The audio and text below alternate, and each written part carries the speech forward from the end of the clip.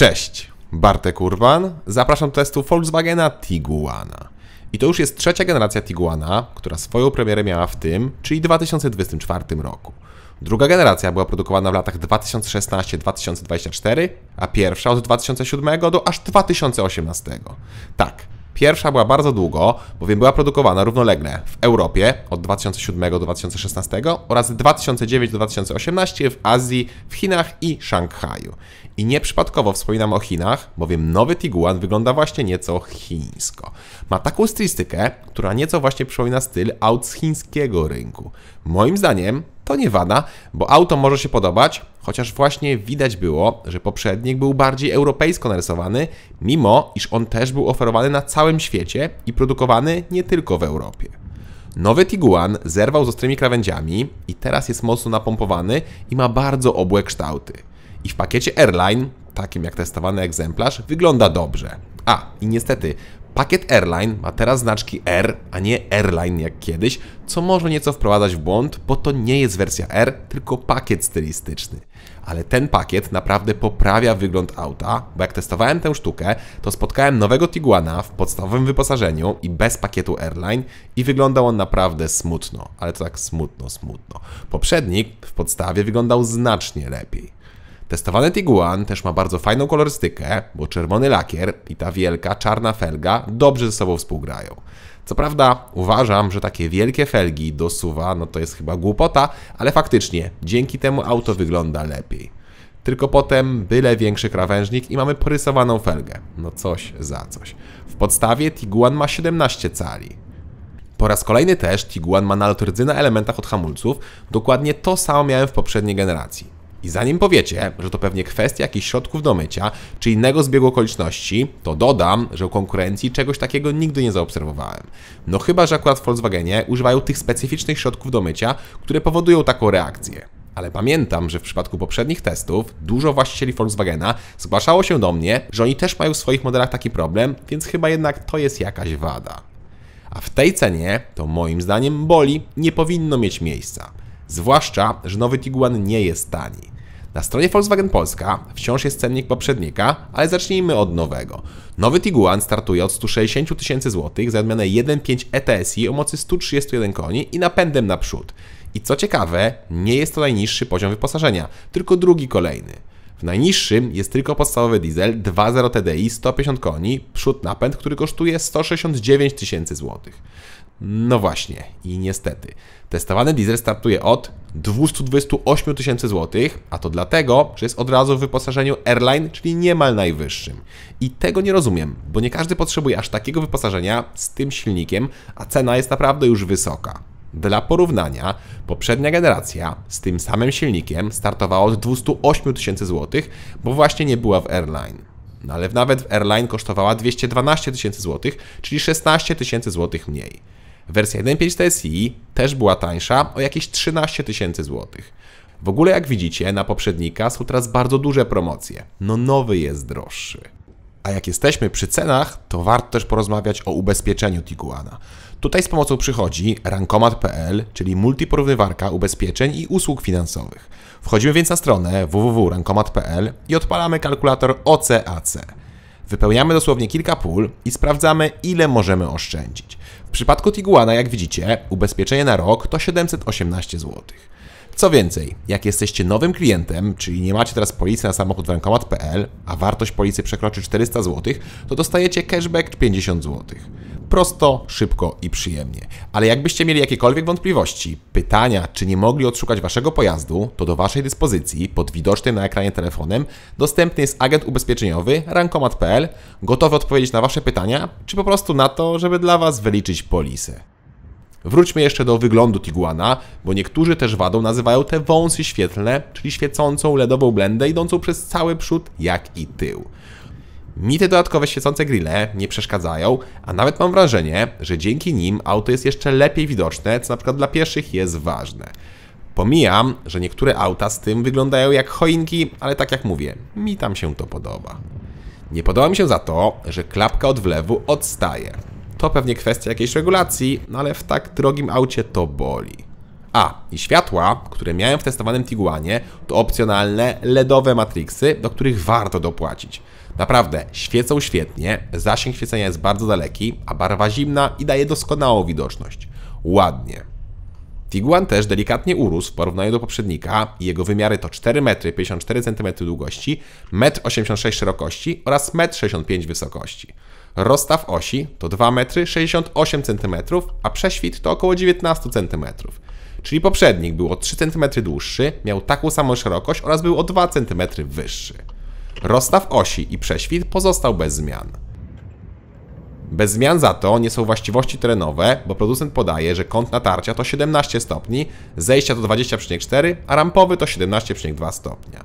W poprzedniku było to kolejno 17,9, 17,3 oraz 16 stopni, czyli obecnie jest nieco więcej, czyli nieco lepiej. Tak samo zwiększył się bagażnik, który ma teraz aż 652 litry, a było ich 615. Tylko producent, moim zdaniem, podaje tą wartość z przesuniętą kanapą maksymalnie do przodu, czyli w ustawieniu, gdzie miejsca nogi jest bardzo mało dla dorosłej osoby, ale jak widzicie, da się na upartego tam jechać. Poza tym w bagażniku jest drugie dno, które można opuścić niżej, albo w ogóle je wywalić i wtedy widzimy koło zapasowe i zestaw kluczy. I koło dojazdowe jest w każdym Tiguanie poza najniższym poziomem wyposażenia. Tam dostajemy tylko zestaw naprawczy. Z boku bagażnika są boczne przegródki, haczyki na zakupy, gniazdo pod zapalniczkę czy przycisk od rozkładania opcjonalnego haka holowniczego. Tiguan może pociągnąć do 2300 kg w zależności od wersji silnikowej. Testowany diesel ma właśnie 2300 kg. Obciążenie haka to 100 kg, tak jakbyście chcieli rowery wozić, to w zupełności wystarczy.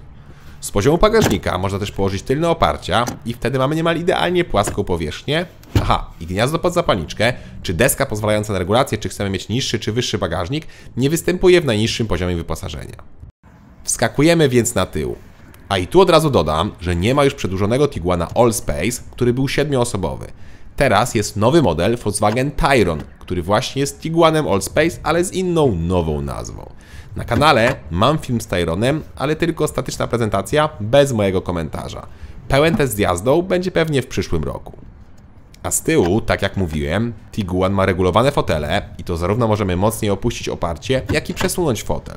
To jest super wygodne i każdy SUV powinien to mieć, bo to jest właśnie praktyczność. Ja mam 186 cm wzrostu i jak widzicie, mieszczę się bez problemu i zarówno nogi, jak i na głowę mam sporo wolnej przestrzeni. Jest też podłokietnik z miejscami na napoje, są oddzielne nawiewy, złącza, gazetowniki czy oddzielna strefa klimatyzacji. To ostatnie nie występuje tylko w najniższej, najtańszej wersji wyposażenia, we wszystkich pozostałych wersjach jest w standardzie.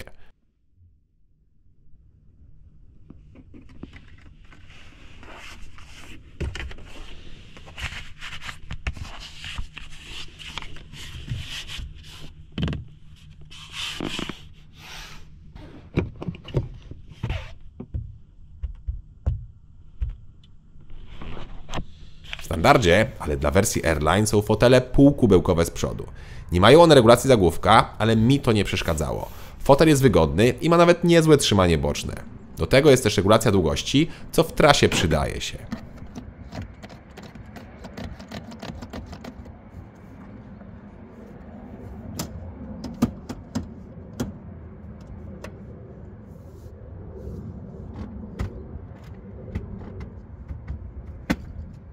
Dobra, to pora na deskę rozdzielczą.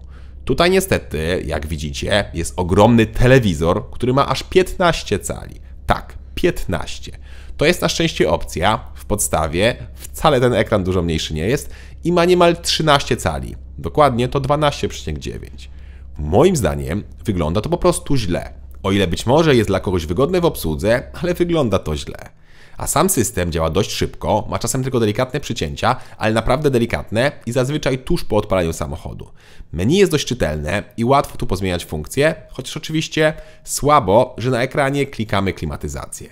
W zasadzie to na ekranie albo pod nim na tych paskach dotykowych. I te paski wreszcie są podświetlane w nocy. Cześć Ajda. Włącz klimatyzację. Okej. Cześć Ajda. Cześć Ajda. Otwórz okno z tyłu. wszystkie... Możesz dokonać ustawień na ekranie.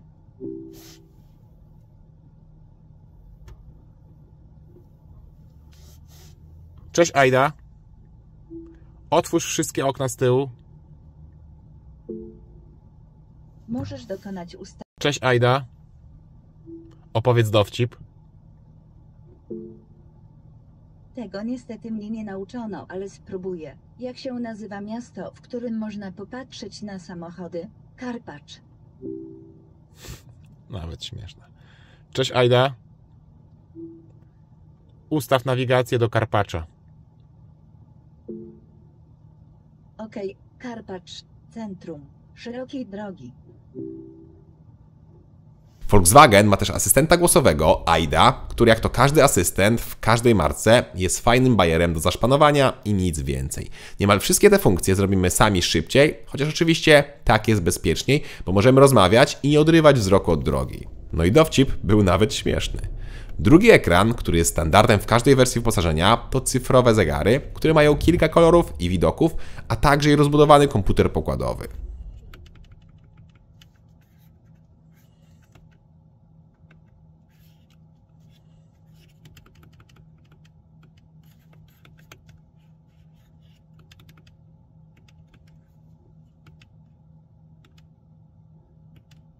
W ogóle to jeśli chodzi o kolory, to te zmieniają się nie tylko na zegarach, ale i również na menu środkowym, a także i możemy zmienić kolorki podświetlenia nastrojowego.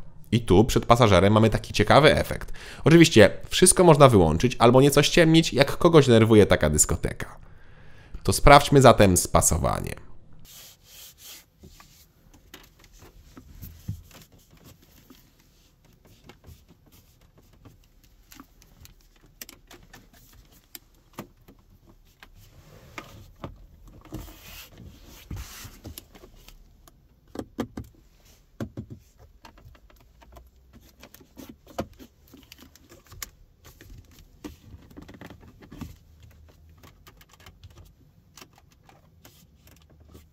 No cóż, jest piano black i coś tam skrzypi, coś tam się rusza. I co gorsza, podczas jazdy też słychać ciche brzęczenie, jakby coś wpadało w rezonans w okolicach deski rozdzielczej. I od razu dodam, że to nie jest pilot od garażu, który jest na nagraniu. Wyjmowałem go, a brzęczenie nadal się pojawiało. Miło za to, że na kierownicy mamy fizyczne przyciski, a nie dotykowe, bo te działają świetnie i są łatwe do obsługi bez patrzenia. Fajne jest też to pokrętło, które ma dwie funkcje. Albo jest od głośności, albo od trybów jazdy. A nie, przepraszam, funkcje są trzy, bo można jeszcze tam włączyć atmosferę, czyli te motywy, czy tam kolorki w kabinie i wtedy z pokrętła będziemy je zmieniać. Zamiast dać pokrętło do zmiany temperatury, to producenci dziś dają pokrętło do zmiany atmosfery. Od znak czasów. To sprawdźmy jeszcze schowki, a potem zaglądamy pod maskę. I tu plus są dwie ładowarki indukcyjne. Miło. Niemiło, że schowki w drzwiach nie są wykończone, tylko jest tam twardy, nieprzyjemny plastik.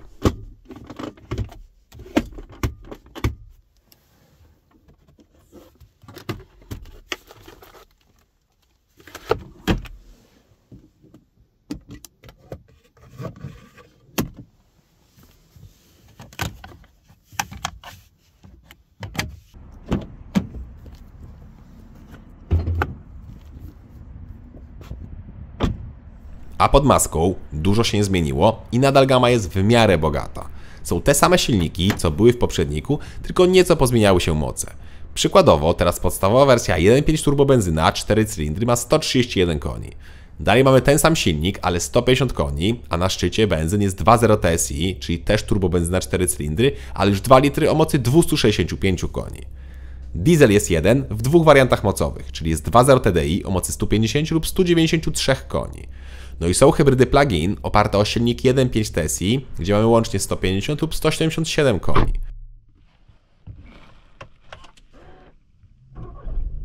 W poprzedniku był jeszcze silnik 2.0 TSI 190 koni, a także tam najmocniejszy wariant miał 245, a nie 265 koni. Ale znowu, diesel najmocniejszy miał 200 koni, a nie 193. Liczę, że ta wersja 2.0 TSI 190 koni może dołączy również do nowego Tiguana. I każdy Tiguan ma już automat, a mocniejsze wersje mają napęd na wszystkie koła 4Motion. I ja właśnie mam mocniejszy wariant, bo do testu wybrałem najmocniejszego diesla, czyli 2.0 TDI, 193 konie i napęd na 4 koła. Tak ta jednostka brzmi.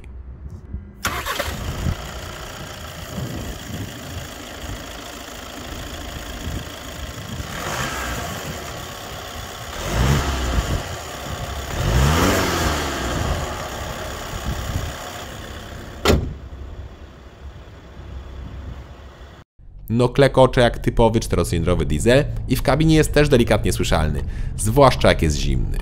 I tak jak mówiłem, moc spadła o 7 koni, ale mamy taki sam moment 400 Nm. Niestety osiągi nieco spadły, bo było 7,4 sekundy, a teraz jest 7,7 do setki. Pora to sprawdzić.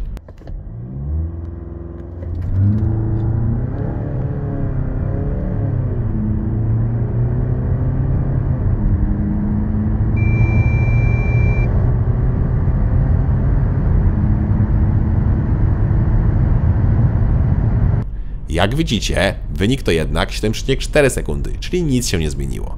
Co ciekawe, auto ma procedurę startu, co jest nieco zabawne w takim rodzinnym dieslu. Ale sprawdziłem też zwykły start z miejsca w najwolniejszym trybie i wtedy wynik to 7,9 sekundy.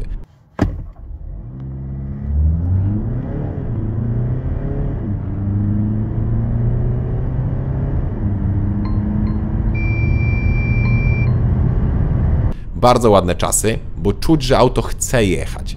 Zresztą, ten duży moment obrotowy w trasie oznacza bezproblemowe wyprzedzanie. Trzeba jedynie pamiętać o opóźnieniu na skrzyni, które czasem jest za duże.